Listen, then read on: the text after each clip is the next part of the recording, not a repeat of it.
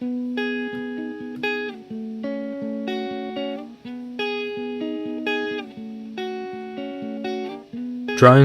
are being increasingly used throughout social media. They have become quite a global phenomenon through social media sites like Vimeo, YouTube and Facebook. My name is Ruben Campbell. I've been fascinated with the emergence of the drone, particularly its relationship with social media.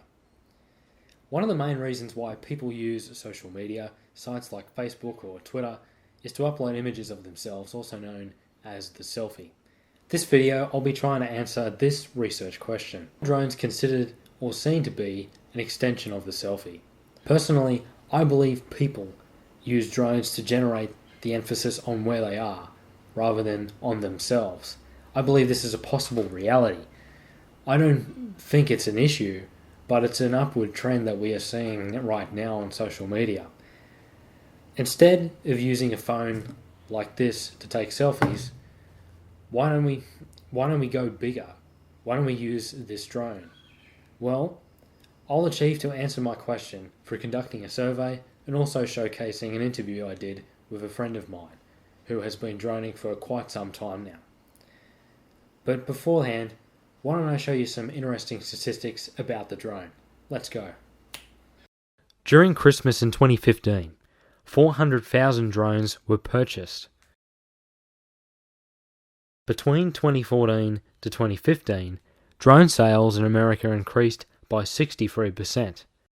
In 2015, the drone industry was worth $3.3 billion. By 2025, the industry is set to be worth $90 billion. So as you can see from those statistics, drones are having a real impact on social media and having an impact on our world and our well-being. Now, I conducted a survey through SurveyMonkey. In this survey, I attached 9 questions, 8 of which were closed. And the last question was actually my research question. Why don't I show you some statistics about that survey? 50 people took part in the survey. 55% were male, 45% were female. 73% of the people who took part in the survey were between the age of 18 to 21. 62.7% of people believed that most people would use a drone for the reason of a personal hobby. 44% believed that YouTube was the best media platform to showcase their work. The research question was the only open-ended question in the whole survey, but I'll show you some of the answers after I show you this interview with Tasman Formosa. This is Tasman Formosa. He studies music at Wollongong University. And when he is not studying, he's droning. I think I bought the drone maybe February this year. Yeah, I bought it in February this year. I bought it because it mainly was just like a hobby at first. It was always like something I always wanted to do.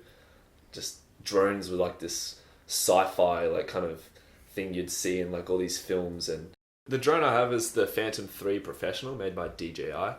So it's got the same controls that any RC helicopter or any aircraft would have. So this joystick here controls the altitude and the direction in which the drone turns. And the other one just controls its movement along the horizontal plane, so forward, back, left and right.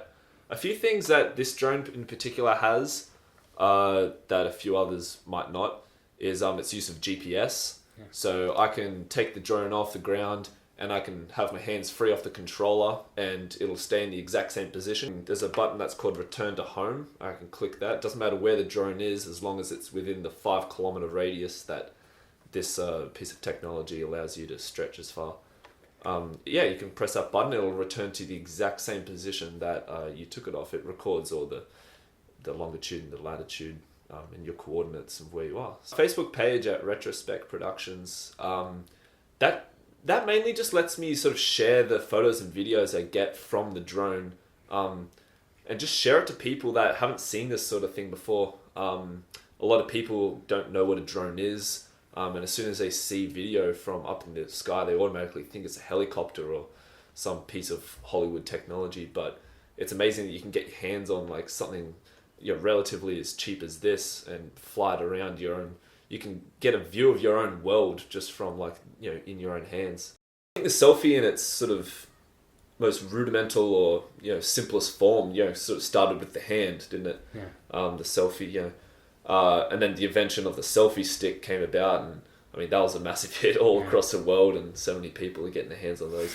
And the drone, I think, is an interesting thing because it really does sort of represent the selfie in a way, but sort of extends itself beyond the limits of our own physical capability of turning a camera back and smiling and putting it on Instagram and stuff. The drone can push as far as kilometers up into the air, but still it's still yourself controlling the camera, and it's still looking at you, and it still is the selfie. Tasman Formosa is an example of many, many people out there on social media sites like Vimeo, YouTube, Facebook and Twitter that are constantly sharing their work. What they are capturing with the drone is quite amazing. But how about I bring you back to my survey and I'll show you some of the responses that I got. The research question proved to be quite a divisive one for the people who took part in the survey. As you can see with the first two responses, they agreed, whilst the second two responses did not agree and felt it was more about the filming and the experience rather than the person. So what I see here is this with these responses. Two words: control and place. Now, people want to have more control of their image. Now, a lot of people don't particularly like having their photograph taken by other people. But with this technology, what we're actually seeing is that they want to take the image themselves. People take a lot of landscape shots with these drones, but not necessarily all the time they have themselves within the image. So are drones the extension of the selfie? Well, if people take drone shots and capture themselves within it, then I guess so, yes. But majority of the time, dronies want to search and discover the landscape that is around. This technology is important. By looking at the surroundings, we can get a better understanding of ourselves. Having more emphasis on where we are helps us find out who we are as a person.